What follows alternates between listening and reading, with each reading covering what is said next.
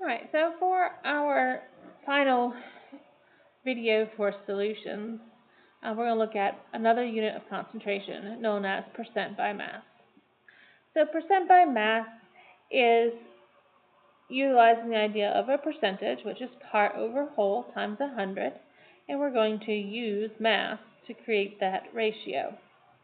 So it would be the mass, in this case, of our solute, because in concentration that is what is of importance, or is our focus, is what solute we have added, and then divided by the mass of our whole solution, and then times 100.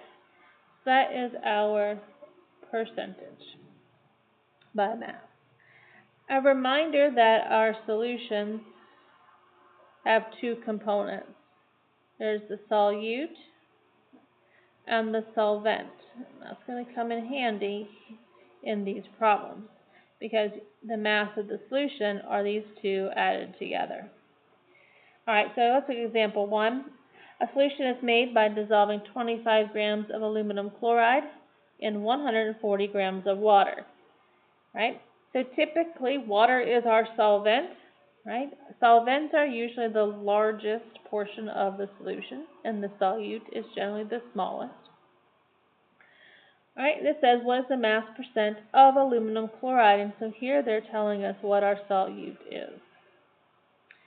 Right, so we plug into our equation, so our percent is our mass of solute, which is 25 grams of our aluminum chloride, divided by the mass of our whole solution. Now that's not just the water, that's the solvent and the solute together. That's going to be 140 plus 25. And then that fraction times 100. So if we plug that in to our calculators,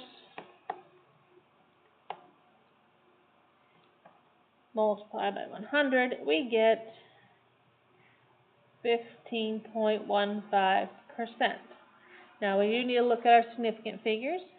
Right? We have 3 here and 4 there, and so we should round our answer to 3 significant figures. That makes it 15.2%.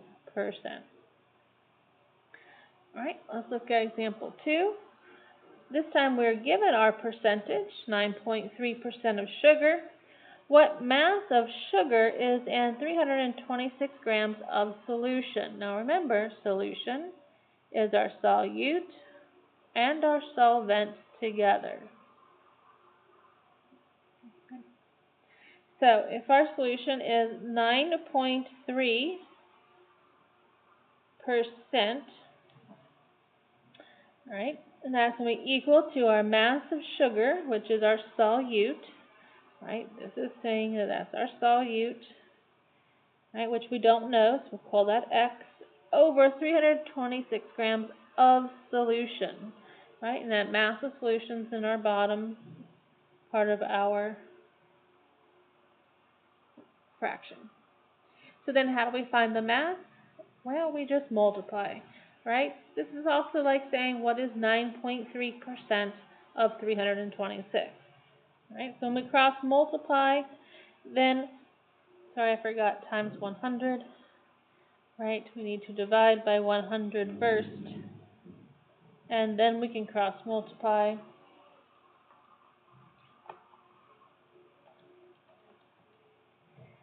And we get 30.3 grams. So then we look at our significant figures. Here we have 2, there we have 3, so we're only allowed 2 significant figures. So this would be 30 with that decimal point grams, and this is indeed of sugar. Remember that decimal point makes the 0 significant. Alright, so at this point you should pause and try the practice problems on your own, and then you can come back and see how you did. Alright, welcome back. Now we're going to look at these problems together. We have a solution made by adding 83 grams of sodium hydroxide to 250 milliliters of water. What is the percent by mass? And here we're reminding ourselves that the density of water is 1 gram per milliliter, which means 1 milliliter has a mass of 1 gram. So if we have 750 milliliters, that means we have 750 grams of water. Okay, so we set up our equation to find our percent as equal to the mass of our solute, which is 83, divided by the mass of solution, which is 750 plus 83, and then times 100. Plug that into our calculators, and multiply by 100, we get 9.96%. Again, we need to look at our significant figures. Both of our numbers here have 2, so we round to 2 significant figures, which means our 9 needs to round up, and so it would end up being a 10%. Again, that decimal makes the 0 significant. Alright, so number 2, we have 25 grams of sucrose added to 500 grams of water. So again, our percent is our mass of solute, which is 25 grams, over the mass of our whole solution, which is 500 grams plus the 25, right? And then again times 100 to make the percentage. And we get 4.76%. Go back to our significant figures. We have 25, that's 2.